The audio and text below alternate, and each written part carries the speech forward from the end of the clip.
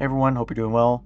Today on Collection of Lessons, I want to share something that kind of shows a different perspective on products and everything that you buy and sell and that type of thing. And it's called Price versus Value. And I'm going to link a video in the description of a guy named Chris Dew that goes over this really well. Goes over this concept way better than I do. I don't do it any justice. But I'm going to summarize, similar stuff that he said and what I've learned, and share with you what it kind of looks like. So I'm going to be drawing a bit in this video, so you can put me in the background, but you might want to check out my beautiful paint drawings and see what they look like at the end. But so everything on this channel is obviously not anything advice, is what I say. And let's get started. So basically, whenever you see a product, let's say in a store, let's say it's a piece of candy, and this piece of candy is going to have a price, right? And so the first question is, who determines the price? It's going to be, the store, right? So we'll call this a store. This is a store. And they determine the price of that object. And that object, the price of the object is going to include some profit in there. It's going to include, the cost of getting it or making it or whichever, right? Then they create a price, right? And the price is going to usually be within however many percents of that kind of typical product, such as like video games usually have a set price. They only make 5% at most, I think, at stores on that, whereas something like grocery stores are usually around 15%, that type of thing. But anyway, so the price is going to include the cost of getting it plus a little profit to keep the store in business, right? And then let's say you come along to that store, right? And you come along and you see this candy bar and you want to buy it, right? And why do you buy it? You buy it because you value it. So we'll call this value, and you value this candy bar, and then you buy it, right? And based upon your evaluation of the value, you determine if there's going to be a sale, right? So when your value exceeds or is greater than the price, then there's a sale, right? You bought it, right? So if you value the product more than the price, and this could be anything, this could be a vehicle, this could be a candy bar. If you value that vehicle or that candy bar more than the price is worth, you are going to buy it. If you value it less than the price, then you're not going to buy it, right? There's no sale here, right? Because if you don't value the car enough, you're not going to be like, if you value a car, let's say at $5 grand, you're not going to buy it at 10, right? So that's what I wanted to share with that. Going into this a bit more, everybody's value is obviously independent of the person that wants it, such as somebody that likes to buy a good pair of shoes versus somebody who just goes to a cheap store and buys the cheapest pair of shoes. The value is determined by the person, right? So everybody's different, right? So how this comes into play is everyone actually doesn't have like a set value. They kind of have a range of value, I'll call it.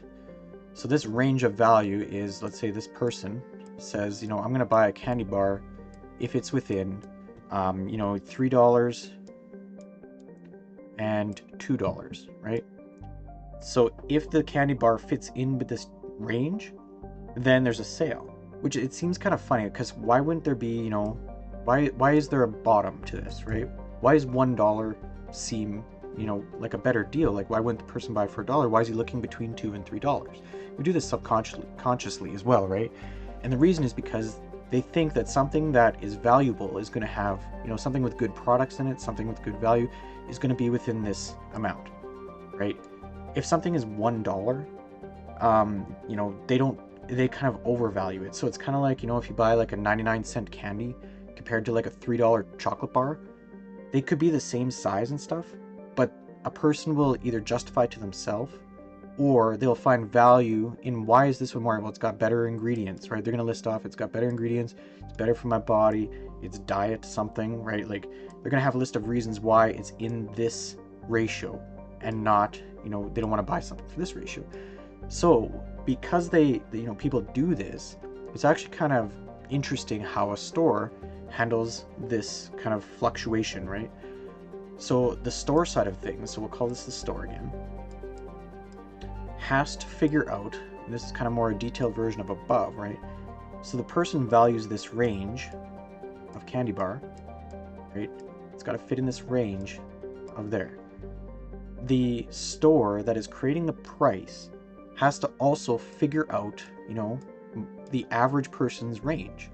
And then they try and stick it in the range, right? So if the store puts it too low, right? Like if they put it down to the $1 mark, they might sell a little bit more, but the profits are not going to be the greatest, right? So it's like low profits. So low profits. So you don't want that, right? You want to make at least some money, and you need to fall within this $2 to $3 range, right? And if it's too high, right, then you will have basically nobody, like you're going to fall out of the average person's, range kind of thing, right? So that's why there's a value that floats in the middle of, max and low. It could be $1 million, it could be $1, right, for the same thing. But the store is always trying to figure out, what can I do? Where's this fit on people's scopes, right? And then they price it. Usually everyone tries to get the highest end of the scope, right? So that's where they put tricks like 99 cents or something .99, right? Because it's very close to that top $3 mark that somebody's willing to pay. But that little trick of the 99 cent and it's $2.99, it seems way better than the $3 flat, really, right? So the store will try and sell it at the highest maximum value floating trigger, I'd call it, that the average person has.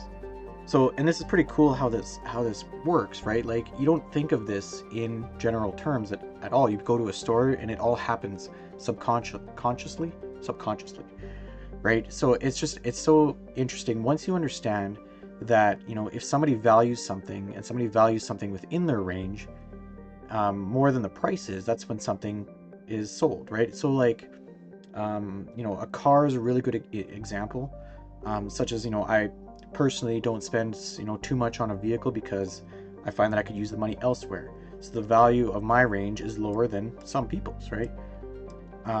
It could be, a candy bar like I used in this situation, which was, I think, a great example. But yeah, if you want to check out the video below, that's where it kind of goes into that detail. And that's it for this video. Thanks, and talk soon.